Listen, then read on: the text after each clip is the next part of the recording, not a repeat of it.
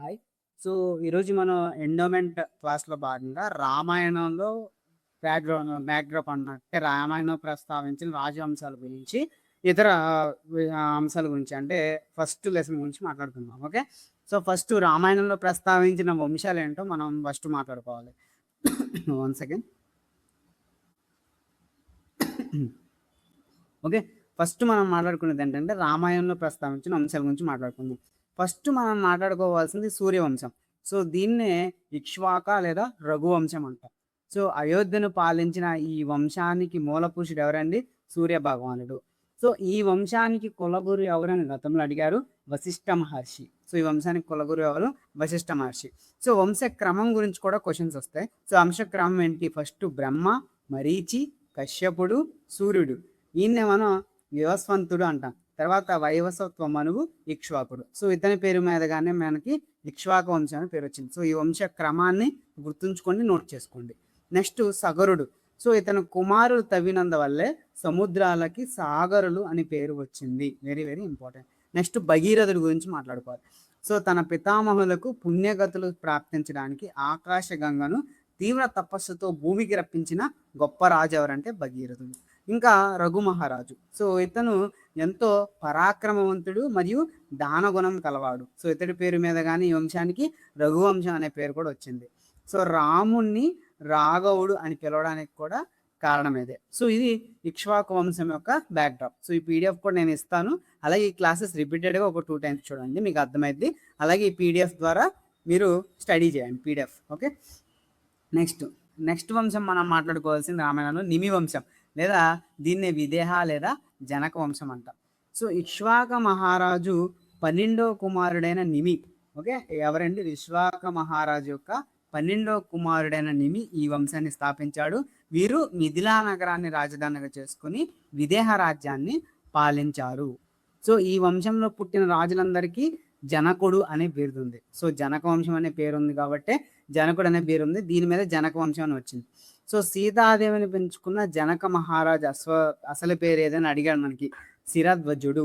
So, ఇతని తమ్ముడి పేరు మనకి కుశధ్వజుడు. సో, జనక వంశం అనగానే మనకి సీతాదేవి, అలాగే మనకి ఇక్ష్వాకు వంశం లేదా రఘువంశం అనగానే రాముడు ఒక పేర్లు గుర్తుకు రావాలన్నమాట. నెక్స్ట్ రాక్షస వంశం గురించి మాట్లాడుకోవాలి. దీన్నే పుల్యస్త వంశం అంటారు. Okay, very important. రావణాసురుడు కేవలం రాక్షసుడు మాత్రమే కాదు, బ్రహ్మదేవుని ముని మనవడు కూడా. సో, లంకను పరిపాలించిన రాక్షస వంశం ఇది. సో, ఈ వంశక్రమం గురించి కూడా క్వశ్చన్స్ వచ్చాయి. సో, ఈ వంశక్రమం వచ్చేసి మనకి బ్రహ్మ తర్వాత పులస్త్యుడు అంటే బ్రహ్మ మానసపుత్రుడు అని అర్థం. దాని తర్వాత విశ్రవసుడు అంటే గొప్ప ముని. ఓకే. సో, విశ్వవసుడి మొదటి భార్య ఇలవిడ. సో, ఈ ఇలవిడ కుమారుడు ఎవరు? కుబేరుడు.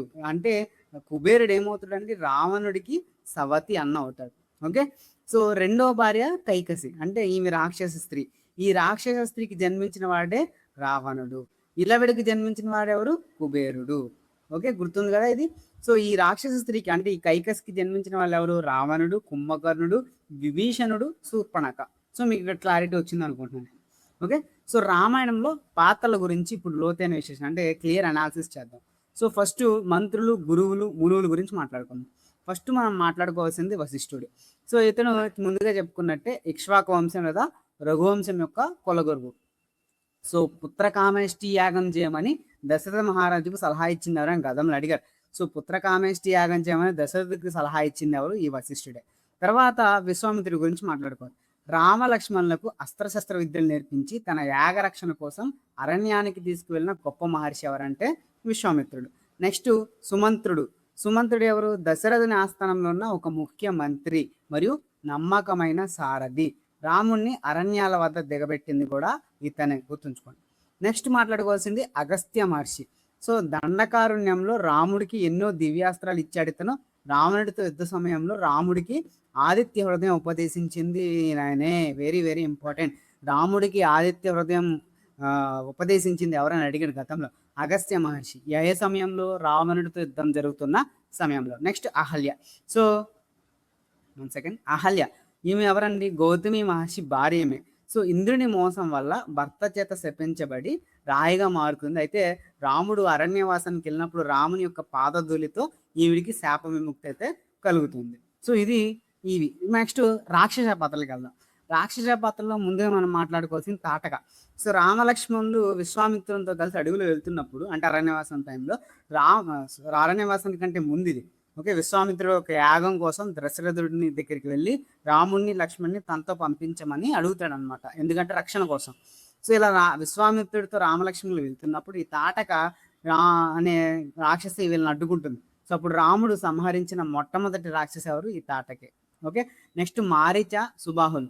సో, తాటక కుమారులు సీతాపహరణ సమయంలో రావణుడికి సహాయంగా బంగారు రేడి రూపంలో వచ్చింది ఎవరు? ఈ మారీచుడే. ఓకే.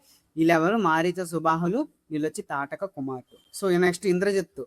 ఈయన మేఘనాథుడు అని కూడా అంటాం ఇతన్ని. సో, రావణుని యొక్క పెద్ద కుమారుడు ఇతడు. సో, ఇంద్రుడిని జయించడం వల్ల, ఇంద్రుడి మీద దండెత్తి అతన్ని జయించడం వల్ల ఇతనికి ఇంద్రజిత్తు అనే పేరు కూడా వచ్చిందనమాట. సో, యుద్ధంలో ఇతను లక్ష్మణుడి చేతిలో మరణిస్తాడు. రామాయణం చివరి ఘట్టం ఉంటుంది కదా, రావరావణ యుద్ధంలో. సో, ఆ యుద్ధంలో లక్ష్మణుడి చేతిలో మరణిస్తాడు. నెక్స్ట్ మండోదరి. ఈమె వచ్చేసి రావణుని భార్య, మయుడు అనే రాక్షస శిల్పి కుమార్తె ఈమె. సో, గొప్ప పతివత. ఓకే. నెక్స్ట్ వానర పక్షి పాత్రల గురించి కూడా మనం మాట్లాడుకోవాలి. ఫస్ట్ మనం మాట్లాడుకోవాల్సింది హనుమంతుడి.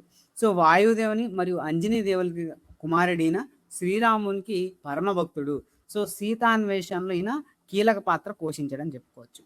నెక్స్ట్ అంగదుడు. సో, ఈయన వచ్చేసి వాలి కుమారుడు. అంగదుడు గుర్తుంచుకోండి, వాలి కుమారుడు. కిష్కింధరకు యువరాజు. సో, యుద్ధానికి ముందు రాముని తరపున రావణుని వద్దకు రాయబారిగా వెళ్తాడనమాట. ఓకే. నెక్స్ట్ జాంబవంతుడి గురించి కూడా మాట్లాడుకోవాలి. సో, ఈయన వానర సైన్యంలో వృద్ధుడు. ఓకే. ఎలుగు వంటలకు రాజు అని చెప్పుకుంటారు ఈ జాంబవంతుడిని. సో, సముద్రం దాటడానికి సంకోచిస్తున్న హనుమంతుడికి అతని బలాన్ని గుర్తు చేసింది ఎవరంటే మన జాంబవంతుడే. So, next Jatayu and Sampati.